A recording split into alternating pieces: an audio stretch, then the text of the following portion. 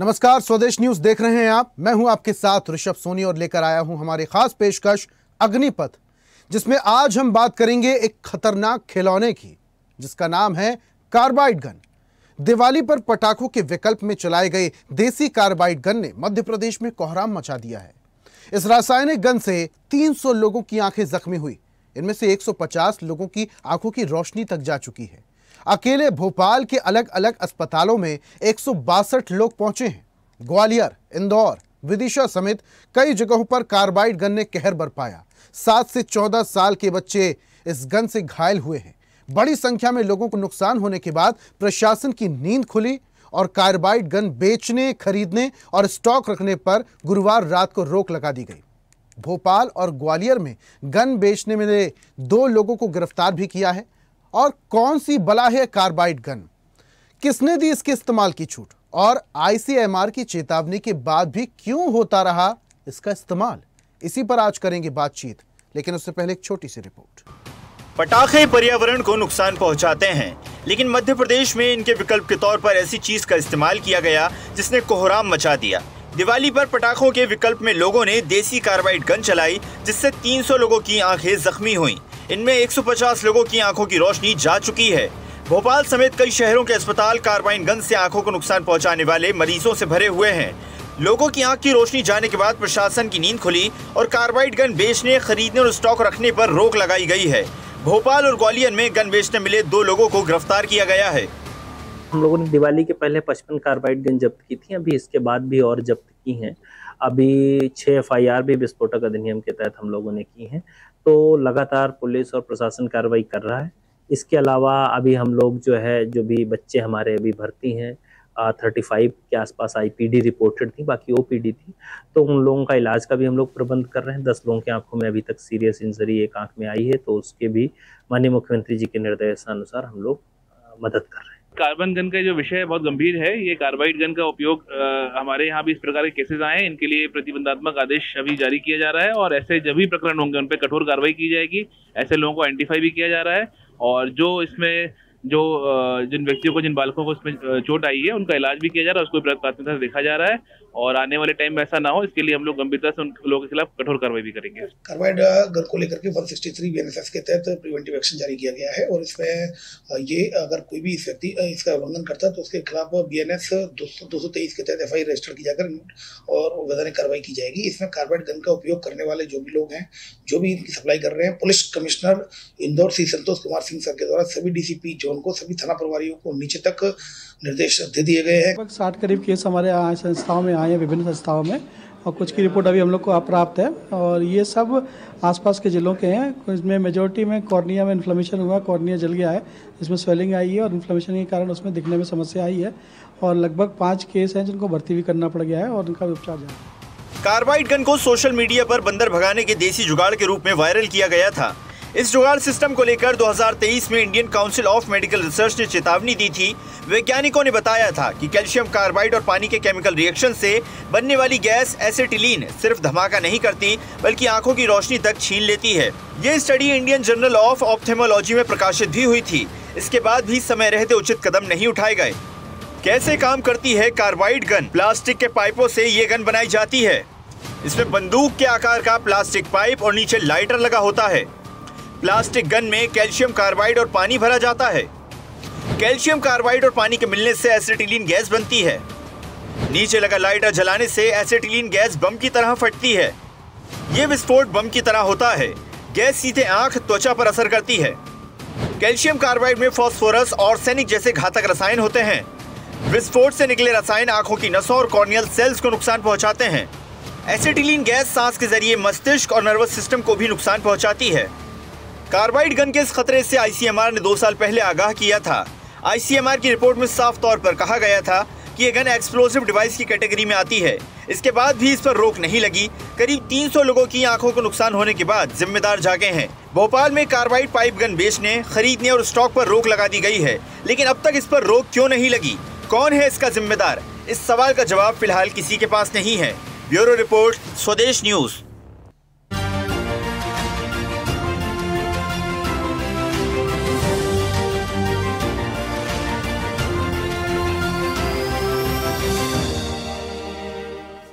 एक खतरनाक खिलौना जिसका इस्तेमाल चिड़ियों और बंदरों को भगाने के लिए खेत में किया जाता था, उसका विस्फोटक तरीके से इस्तेमाल होने लगा। दिवाली पर तेज आवाज के लिए उसका इस्तेमाल होने लगा, जिसका नाम है कार्बाइड गन, यानी कि देसी पटाखा, देसी जुगाड़, देसी तरीके से बनाया गया।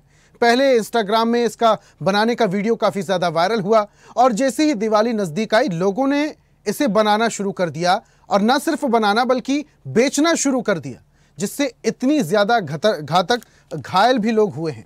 सीधे आंखों की रोशनी लोगों की चली गई है। लेकिन इसके पीछे जिम्मेदार कौन है? इस गन पर रोक अभी फिलहाल लगा दी गई, लेकिन इसको पहले मद्देनजर रखते हुए इस पर रोक क्यों नहीं लगाई गई? इस सवालों के जवाब आज हम ढूंढेंगे। कुछ मेहमान हमारे साथ जुड़ रहे हैं, उनका परिचय आपसे करवाते हैं। नेत्र विशेषज्ञ हमारे साथ डॉक्टर प्रतीति श्रीवास्तव। प्रतीति जी, बहुत स्वागत आपका। सर्जन भी है हमारे साथ डॉक्टर भुवनेश्वर गर्ग जी।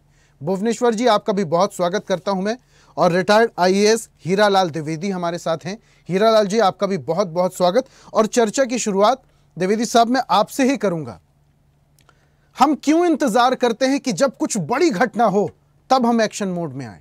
हम क्यों इंतजार करते हैं जब बहुत सारे लोगों की या तो मौत हो जाए या बहुत सारे लोगों को तकलीफ हो जाए, घायल हो जाए, उसके बाद हम एक्शन में आए? जब ये कार्बाइड गन का आविष्कार हुआ था, वीडियो बनाकर इंस्टाग्राम में डाला गया था और ये बहुत पॉपुलर हो रही थी, उस दौरान भी इक्का दुक्का लोगों के घायल होने की खबर आ रही थी, लेकिन तब लोगों ने ध्यान नहीं दिया। अब जबकि व्यापक स्तर बहुत सारे लोग घायल हुए, तब प्रशासन जागा। क्यों हम लेट हो जाते हैं अक्सर?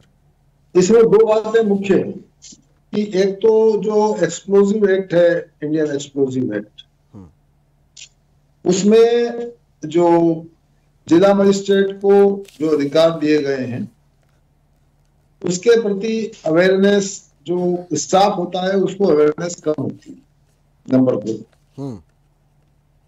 कोई भी चीज जहां ये पटाखे बनते हैं वहां पे चेकिंग होने की एक्ट में, रूल्स में ऐसी कोई व्यवस्था नहीं है, कोई सिस्टम नहीं है कि वहां पे ये चेक हो कि हम कौन सी चीज बना रहे हैं, ये गारंटी दे रहे हैं कि नहीं, इसमें कैसा है, इनसे सर्टिफिकेट ले रहे हैं कि नहीं ले रहे हैं, ये सब चीजें होना चाहिए। वैसे एक्सप्लोजिव एक्ट में ये प्रावधान है कि आप जो विस्फोटक चीजें बना रहे हो, एकत्र कर रहे हो या कोई भी चीजें उनको आप बाद में इस्तेमाल करोगे तो वह ह्यूमन के लिए नुकसानदायक तो नहीं है, उसको एकत्रीकरण करने में, उसको उपयोग करने में कोई नुकसान तो नहीं होगा। ये सर्टिफिकेट भी उन लोगों को डिक्लेरेशन के साथ देना पड़ता है।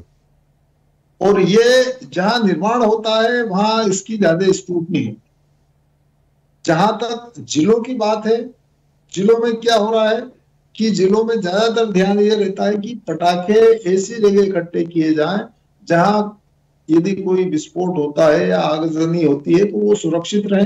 तो वो उसी पे विचार करते रहते हैं कि ये शहर से बाहर होना चाहिए, फिर एक दुकान से दूसरे दुकान के बीच में गेट होना चाहिए, वहां पानी की व्यवस्था होना चाहिए, कोई पानी का वाटर टैंक या फायर ब्रिगेड होना चाहिए। तो इन सब चीजों पे ध्यान केंद्रित रहता है, लेकिन उस पटाखे की सामग्री कैसी है, क्वालिटी कैसी है, इस पर मैं सही बता रहा हूँ प्रैक्टिकल किसी का आज तक ध्यान नहीं देता है, नहीं कोई ध्यान गया है। तो ये मामले जब सामने आते हैं कि कोई मामला सामने आया तब जाके पता लगता है कि ऐसी चीज है, तो फिर लोग सोचते हैं कि हमें क्या करना है क्या नहीं करना है।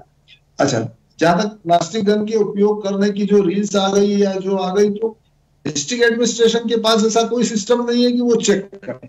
परंतु हाँ, यदि पूरा हमला सतर्क है या पुलिस प्रशासन भी सतर्क है, पुलिस के लोग भी सतर्क हैं, तो ऐसी चीज एक बार में आने पर ही यदि वो तुरंत इसको रिपोर्ट करें कि ये ऐसा हो रहा है और उसके नुकसान हो रहा है, कुछ एक्शन होना चाहिए, तो वहाँ एक्शन जल्दी होगा। अदरवाइज तो अच्छा हीरालाल जी, देखिए इसके अलावा लोगों की जागरूकता भी बहुत ज्यादा जरूरी है, क्योंकि जिस तरीके से लोग सोचते हैं कि 150 रुपए में ये पटाखा मिल जाता है, सस्ते में काम हो जाएगा, आवाज ही तो करना है। अब ये सोच को लेकर अगर इतना घातक खिलौना वो लोग ले लेते हैं तो इसके लिए भी लोगों में जागरूकता की बहुत ज़्यादा ज़रूरत है। बहुत महत्वपूर्ण सवाल मैं आपसे लूँगा साहब, मैं आपसे वापस आऊँगा आपके पास हीरालाल जी, लेकिन सर्जन भी हमारे साथ हैं डॉक्टर भुवनेश्वर जी। ज़रा उनसे समझते हैं कि आखिर ये खतरनाक घातक खिलौना काम कैसे करता है। भुवनेश्वर जी, सिंपल स्ट्रक्चर है इस खिलौने का, पाइप लगा हुआ है, नीचे लाइटर लगा हुआ है गैस जलाने वाला, जो कि रोज़मर्रा की ज़िंदगी में हम इस्तेमाल करते हैं। कार्बाइड का जो पत्थर होता है वो भी इतना ज़्यादा घातक नहीं होता है। फिर ऐसा क्या रिएक्शन होता है इसमें कि लोगों की आंखों की रोशनी चली जाती है इससे? नहीं ऋषभ जी, ये एक तरह की जुगाड़ू व्यवस्था है और हमारा देश तो जुगाड़ में माहिर है। हीरालाल जी बैठे हैं, वो खुद इस बात की तस्दीक करेंगे कि हमारे गांव-गांव गली-गली में जुगाड़ों की व्यवस्थाओं की भरमार है और उन जुगाड़ों की व्यवस्थाओं का पर्यावरण, स्वास्थ्य और किसी भी तरह की सुरक्षा से कितना हित है, इसका किसी से कोई लेना देना नहीं है। अब देखिए, जुगाड़ की बसें चली जा रही हैं, स्लीपर बस, अभी 2 स्लीपर बसों में आग लग गई और इतने सारे लोग मर गए। जुगाड़ की बसें हमारे गांव-गांव में दिवाली त्योहार पे चलती हैं, जिनको कोई देखने वाला नहीं होता। प्रशासनिक अमला अपनी खुलेआम घूस लेकर उनको चलने देता है। ये एक तरह का सीधा सीधा उदाहरण है।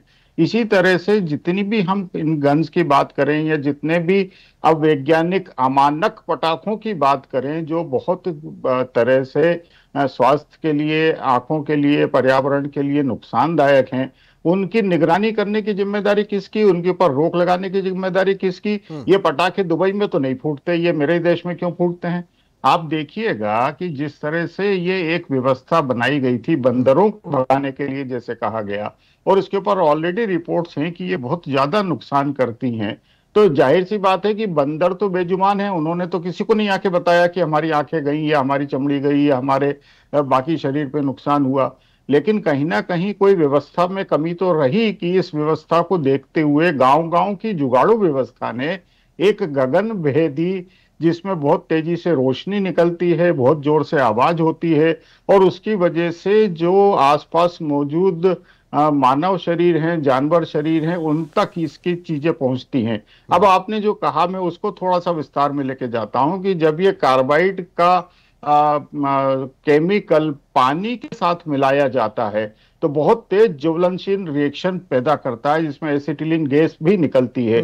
और ये खरमानुस क्या करते हैं, इनको मैं खरमानुस इसलिए कह रहा हूं कि ये जानवरों से भी गए बीते लोग हैं। तो ये खरमानुस क्या करते हैं कि इसमें कांच के टुकड़े, इसमें कीलें, इसमें प्लास्टिक के टुकड़े, ये सब भर देते हैं ताकि ये दूर दूर तक मार करें। ये एक तरह की केमिकल पैलेट गन में कन्वर्ट हो जाती है जब ये विस्फोट करती है। तो आप समझने की कोशिश कीजिए कि ये कितना नुकसानदायक है कि ये सिर्फ कार्निया को ही नहीं चोटिल करता। जब ये कैल्शियम कार्बाइड का केमिकल एसिटिलीन गैस और पानी के साथ तेज गति से जब आंखों पर पहुंचता है, तो जो हम एक सुरक्षा के तौर पर या बचाव के तौर पर पलके झपका लेते हैं तुरंत, तो ये पलकों को भी नुकसान पहुंचाता हुआ कार्निया को डैमेज करता है। और कई बार ये तो खिलौना घातक हथियार भी बन जाता है। घातक हथियार है ही है, ये घातक हथियार ही है प्रैक्टिकली एक तरह से। अभी देखिए आप, एक रिया नाम की बच्ची को एक बुलेट गन से अकस्मात मौत का शिकार होना पड़ा। आज जाके इतने दशहरे के बाद से अब जाके 25-30 दिन बाद जाके ये स्थापित हुआ है कि हाँ, वो फला डीएसपी परिवार था जिसने फायर किया था और वो गायब है आज। तो ये तो हमारी प्रशासनिक व्यवस्था की पूरी अक्षमता है ना। हमारे यहाँ प्रशासनिक व्यवस्था क्या कहती है कि पहले लड़ाई हो रही है तो पहले लड़ाई हो जाने दो, कोई मर गया तो पहले मर जाने दो, फिर हम पुलिस कार्रवाई करेंगे, फिर हम अमला कार्रवाई करेगा, नहीं तो चलने दो सब जो चल रहा है। आप अपना हफ्ता वसूल करिए और चलने दीजिए चीजों को। इसलिए तो गली गली में ये पटाखों की दुकानें लग जाती हैं, गली गली में ये इलीगल फायर आर्म्स और ये सब। लेकिन भुवनेश्वर जी, पूरी जिम्मेदारी हम शासन प्रशासन की ठीकरे नहीं फोड़ सकते हैं ना। कुछ तो जिम्मेदारी लोगों की भी होना चाहिए, कुछ तो जागरूकता लोगों में भी होना चाहिए और कुछ तो समझ लोगों में भी होना चाहिए। क्योंकि लोग हमेशा अगर इस तरीके का जुगाड़ खोजते रहेंगे तो अपना नुकसान वो खुद ही कर रहे हैं, अपना लॉस वो खुद ही कर रहे हैं। नेत्र रोग विशेषज्ञ हमारे साथ भी हैं, प्रतीति जी। प्रतीति जी सुन पा रहे हैं? जी प्रतीति जी, देखिए जिस तरीके से कार्बाइड गन मार कर रही है, और जैसे कि जिक्र कर रहे हैं हमारे सर्जन भुवनेश्वर जी कि कुछ लोग तो इतने ज्यादा असमंजस में आ जाते हैं कि उस कार्बाइड गन में कांच के टुकड़े, कीले भरकर चलाते हैं ताकि और दूर तक मार करे। मतलब ये जो खिलौना है ये घातक, बहुत बड़ा घातक ये हथियार है, हथियार के तौर पर लोग इसे इस्तेमाल कर रहे हैं। आपके पास कितने केस आए अभी इससे घायल लोगों के? जी देखिए, ये जो कार्बाइड गन से जो इंजरीज आज हम सुन रहे हैं, मध्य प्रदेश की जो न्यूज हम सुन रहे हैं, तो ये ऑफ्थेल्मोलॉजी के हिसाब से अगर हम देखें तो कोई नई घटना नहीं है। ये एक वेल डॉक्यूमेंटेड एक पैथोलॉजी है, एक वेल डॉक्यूमेंटेड डिसीज है। पहले भी बहुत देश में कई जगह पर इस तरह की घटनाएं हो चुकी है पिछले कुछ सालों में, खासकर जब से सोशल मीडिया बहुत रेलिवेंट हो गया है हमारे यहाँ। तो बहुत ही ऐसी घटनाएं हमने सुनी है और कुछ केस स्टडीज भी इस पे पब्लिश हुई हैं, कुछ रिसर्च पेपर्स भी पब्लिश हुए हैं। इनफैक्ट 2018 से 2022 4 साल जो थे, उस बीच में एलवीपीआई, जो कि देश का एक बहुत ही प्रीमियर आई इंस्टीट्यूट है, एलवीपीआई हैदराबाद, वहां पर 2018 से 2022 के दौरान ऐसे जितने केसेस उन्होंने देखे हैं अपने हॉस्पिटल में और उन पर ऑपरेट किया है, उन्हें मैनेज किया है मेडिकली, उन पर उन्होंने 2023 में एक रिसर्च पेपर भी पब्लिश किया था। ये कार्बाइड गन इंजुरी से जो लॉन्ग टर्म और शॉर्ट टर्म साइड इफेक्ट्स और कॉम्प्लिकेशंस हो सकते हैं आंखों में, उस पे तो ये कोई ऐसी कोई नई अनसुनी घटना नहीं है, वेल डॉक्यूमेंटेड है ये चीज। और जैसा सर ने बताया, डॉक्टर भुवनेश्वर गर्ग जी ने, कि इसमें एक तो जो एसिटिलीन गैस का जो फॉर्मेशन होता है जब कार्बाइड गन चलाते हैं, तो मतलब 2 तरह से इसमें आंखों में चोट आ सकती है। एक तो ये है कि केमिकल बर्न्स इंड्यूस हो सकते हैं, केमिकल बर्न्स आ सकते हैं पुतली पर एसिटिलीन गैस की वजह से। और दूसरा क्या होता है, जैसा सर ने बताया, अंदर वो लोग कई तरह के टुकड़े डाल देते हैं, छर्रे डाल देते हैं, जिससे और तेज आवाज हो। तो जब विस्फोट होता है गन का, तो बहुत सारे छोटे छोटे पार्टिकल्स रिलीज होते हैं, टुकड़े रिलीज होते हैं हवा में, जो कि आंख की पुतली को और आंख के अंदर जो रेटिना होता है, पर्दा होता है, लेंस होता है, उनको भी हानि पहुंचा देते हैं। आंख का पर्दा अपनी जगह से खसक सकता है, पुतली फट सकती है। तो इन सब केसेस में हमें सर्जिकली मैनेज कर जाना पड़ता है। और जो केमिकल बर्न्स इंड्यूस होता है, जो एसिटिलीन गैस की वजह से इंड्यूस होता है, तो इसमें अगर माइल्ड बर्न्स हो जिसमें कि सिर्फ पुतली में घाव है, तो उसे तो हम लोग मेडिकली मैनेज कर लेते हैं। लेकिन मोस्ट ऑफ द केसेस में सीरियस बर्न्स मिलते हैं। और आपने आजकल एक शब्द सुना होगा, स्टेम सेल। तो पुतली के अराउंड एक लिम्बल स्टेम सेल होती हैं, तो गैस के कारण वो लिम्बल स्टेम सेल्स जो होती हैं ना, उनको भी डैमेज हो जाता है, जिसकी वजह से पुतली की घाव भरने की क्षमता जो है वो खत्म हो जाती है, कम हो जाती है। तो अब बहुत सारे लॉन्ग टर्म सीक्वल्स और कॉम्प्लिकेशंस हमें इन पेशेंट्स में देखने को मिलते हैं, जिसे हमें मल्टीपल स्टेजेस में सर्जिकली मैनेज करना पड़ता है, बहुत सारे चरणों में सर्जिकली मैनेज करना पड़ता है। और एक तरह से आप देखें तो समाज पर भी ये बहुत ही बड़ा एक बर्डन है, इकोनॉमिकली, फाइनेंशियली, क्योंकि जो भी लोग इससे प्रभावित हो रहे हैं, बच्चे हैं, यंग एज के जो लड़के लड़कियां हैं, वो प्रभावित हो रहे हैं। तो एक तरह से वर्क फोर्स जो है वो इम्पैक्ट हो रहा है ना, उस पे वो डैमेज हो रहा है, हमारा वर्क फोर्स जो है वो खराब हो रहा है, प्रोडक्टिविटी समाज की कम हो रही है। तो इस पे ध्यान देने की बहुत ज्यादा जरूरत है। ठीक है जी, बिल्कुल बिल्कुल बिल्कुल। आपसे एक बात मैं और समझना चाहता हूँ, जैसे भोपाल में गैस कांड हुआ था, मिथाइल आइसोसाइनाइड जिस तरीके से फैली थी, लोगों की आंखों में सबसे ज्यादा इम्पैक्ट हुआ था। अभी ये जो कार्बाइड गन चलाते हैं जो लोग, उन्हें नुकसान होता है, लेकिन ये वायु प्रदूषण भी करता है। तो क्या ये कार्बाइड गन आसपास के माहौल में, मोहल्ले में, गलियों में जो लोग रह रहे हैं, इनडायरेक्टली उन्हें भी इम्पैक्ट करेगा, उनकी आंखों को भी नुकसान पहुंचा सकता है?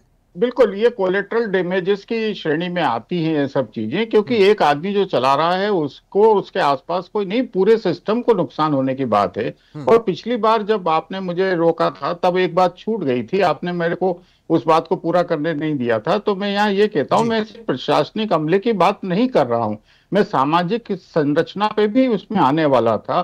सामाजिक संरचना लेकिन मेरे देश की इतनी दुर्भाग्यपूर्ण है कि हमारे यहाँ जो गरीब तबका है वो तो सुबह बचे हुए पटाखे तोड़ता है और फिर उसको एक ड्रम में भर के आग लगाता है आनंद के लिए, उत्सव के लिए। हमारे यहाँ जो गरीब तबका है, जो बचे हुए दियों में जो तेल बचा हुआ है वो सारा इकट्ठा करता है और उसको खाने के लिए तक इस्तेमाल किया जाता है। तो ये तो मेरे देश का सामाजिक ताना बाना है। इसके ऊपर हम कितना डीप में जाएंगे ये तो बेहद सोचने की बात है। तो यहाँ मैं समझता हूँ कि जब तक हानिकारक चीजों के लिए जन जागरूकता, पूरी तरह से अवेयरनेस उसकी, प्रशासनिक अमले की सक्षमता कि गली गली में पटाखे ना बिकें, अमानक पटाखे ना बिकें, और हम इनको डेडिकेटेड प्लेसेस पर प्रॉपरली सर्टिफाइड पटाखों की ही श्रेणी में अगर जाने देंगे तो मैं समझता हूं इन सब पे बहुत कुछ रोक लगाई जा सकती है। देखिए अजीत प्रीति बहुत अच्छी बात कर रही हैं कि कितना साइंटिफिक काम एक आई एक्सपर्ट कर सकता है। एज बर्न सर्जन और एज कॉस्मेटिक सर्जन या एक सर्जिकल इनोवेटर के तौर पे मैं जानता हूं मेरे पास कितने कॉम्प्लिकेशन आते हैं आज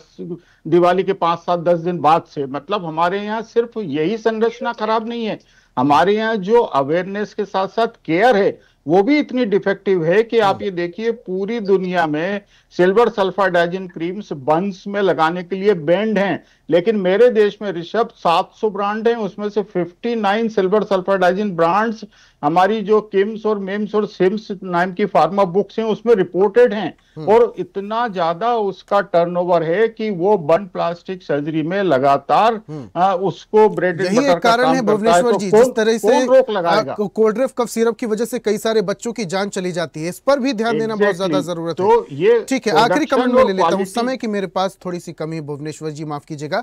आखिरी कमेंट में हीरालाल जी से ले लेता हूं। हीरालाल जी देखिए, ICMR की जो रिपोर्ट आई उसमें भी चेतावनी दी गई, लेकिन उस चेतावनी को नजरअंदाज कर दिया गया। कौन लोग इसके जिम्मेदार हैं, किन पर ठीकरा फोड़ें? क्या गली गली में जो हार्डवेयर की दुकानों में ये कार्बाइड का पत्थर बेचा जा रहा है, अब तो ऑनलाइन भी 350 रुपए किलो ये कार्बाइड का पत्थर बेचा जा रहा है, इन्हें जिम्मेदारी दी जाए इस घातक हथियार की, या फिर ये जो छोटे लोग हैं, छोटे व्यापारी लोग हैं जो मजबूरी में इस तरीके के पटाखे बनाकर बेच रहे हैं, इन पर ठीकरा फोड़ा जाए? क्योंकि जिम्मेदारी तो शासन प्रशासन से शुरू हो जाती है। देखिए, जैसा अभी डॉक्टर साहब ने भी बताया, डॉक्टर साहब ने, कि सोशल अवेयरनेस बहुत जरूरी, क्योंकि हमारे देश में होता क्या है कि लोग पटाखा चलाना है तो बच्चा जो जिद कर ले या कहीं देख ले तो उसको पसंद करता है, और दूसरा है कि उसका जो गरीब लोग हैं वो कम पैसे में अच्छा पटाखा लेना चाहते हैं। तो इन दो कारणों से ये ऐसे पटाखे खरीद लेते हैं। तो इसके लिए अवेयरनेस तो जरूरी है कि सोशल मीडिया के मार्फत से ही अवेयरनेस हो सकती है, तो वो अवेयरनेस होना चाहिए। परंतु मैंने पहले शुरुआत में यही से शुरू किया था कि हमारे यहाँ जहाँ ये पटाखे बनते हैं, प्रोडक्ट होते हैं, वहां पे कंट्रोल की पूरी व्यवस्था होना चाहिए, वहां सर्टिफिकेशन होना चाहिए, वहां इनकी चेकिंग होना चाहिए, और उनकी जिम्मेदारी निर्धारित करना चाहिए कि आप ऐसी चीज बनाओगे जिससे कभी किसी को नुकसान नहीं हो, आप खुद अपना प्रयोग करिए और सर्टिफाई करिए कि ये ऐसी भुवनेश्वर जी जो बात कर रहे थे भ्रष्टाचार की, कि शासन प्रशासन में जो भ्रष्टाचार की जड़ें हैं वो बहुत गहराई तक हैं, ये बात आप मानते हैं? क्योंकि कई बार तो रिहायशी इलाकों में पटाखों के गोदाम होते हैं जहां आग लग जाती है और कई बार नुकसान होता है। बिल्कुल, वही मैं कह रहा हूँ कि ये इतना व्यापक स्तर पे सब चीजें हैं कि केवल पुलिस वालों को भी फुर्सत नहीं है, प्रशासन वालों को भी इतनी फुर्सत नहीं है कि इसको बारीकी से देखें या सब चीजों को वो देखें। तो जनरली अच्छा, दूसरा जो अथॉरिटी को खबर है, डिस्ट्रिक्ट अथॉरिटी को है, इनको मेन स्टोरेज पे है, निर्माण पे इनको कोई अधिकार नहीं है कि निर्माण कैसा हो रहा है, क्या हो रहा है, ये इनका कंट्रोल नहीं है। इनका कंट्रोल केवल है कि आप स्टोरेज कर रहे हो, वो हानिकारक है या नहीं है, तो इनका पूरा ध्यान स्टोरेज पे रहता है। निर्माण कैसा हुआ इस पे ध्यान जिला प्रशासन और पुलिस का नहीं होता, क्योंकि इनको ऐसी अथॉरिटी उसके निर्माण के पहले चेक करने की है नहीं। तो जहां ये निर्माण होता है, चाहे किसी के जिले में निर्माण हो, वहां जिसकी अथॉरिटी हो, उस अथॉरिटी को वहां ये सब सर्टिफिकेशन और ये सब कंप्लीट कार्रवाई करने के लिए भी सब कदम उठाए जाते हैं। आज भी ये घटना जो हो रही है ये तभी रुकेगी कि जहां प्रोडक्शन हो रहा है वहां पे इसको कंट्रोल किया जाए, वहां पे इसको सुरक्षित हो ये पटाखे फोड़ने में, ये सर्टिफिकेशन कराया जाए, इनकी जांच की जाए और उनको जिम्मेदार निर्धारित किया जाए कि ये तो थोड़ी सी जो सतर्कता है वो इतने बड़े बड़े हादसों को रोक सकती है। और ये सतर्कता ना सिर्फ शासन प्रशासन बल्कि लोगों को भी बरतना बहुत ज्यादा जरूरी है, तभी ये जो बड़े हादसे और छोटे हादसे हैं या छोटे हादसे बड़ा रूप जो ले लेते हैं उस पर रोक लग सकती है। बहुत शुक्रिया हीरालाल जी हमारे साथ जुड़ने के लिए। डॉक्टर भुवनेश्वर जी आपका भी बहुत शुक्रिया। डॉक्टर प्रतीति जी, आप सभी मेहमानों का हमारे साथ जुड़ने के लिए, चर्चा में शामिल होने के लिए और अपने तर्क रखने के लिए बहुत बहुत शुक्रिया। और आज हम बात कर रहे थे घातक खिलौने की, यानी कि कार्बाइड गन की। देसी जुगाड़ से बनाया गया बम, ये पटाखा अब लोगों की आंखों की रोशनी छीन रहा है।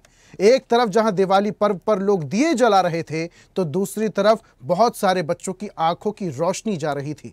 इसका जिम्मेदार कौन है, इस पर आज हमने चर्चा की, लेकिन सतर्क रहने की जिम्मेदारी भी आपकी ही है। आपको भी सतर्क रहना होगा। आप अपने आसपास अगर इस तरीके का कार्बाइड गन किसी को चलाते हुए देखते हैं या आप खुद इस्तेमाल करते हैं तो उसे तुरंत रोक दीजिए, और जो लोग इस्तेमाल करते हैं उन्हें भी समझाइए, क्योंकि ये खिलौना कभी भी घातक हथियार बन सकता है और आपके लिए नुकसान हो सकता है। आज की खास पेशकश में फिलहाल इतना ही। देखते रहिए स्वदेश न्यूज, सबसे पहले देश। और ऐसी ही ताजा खबरों के लिए लाइक, फॉलो और यूट्यूब पर सब्सक्राइब कर बेल आइकन जरूर दबाइए। और हर अपडेट के लिए विजिट कीजिए स्वदेशलाइव.com।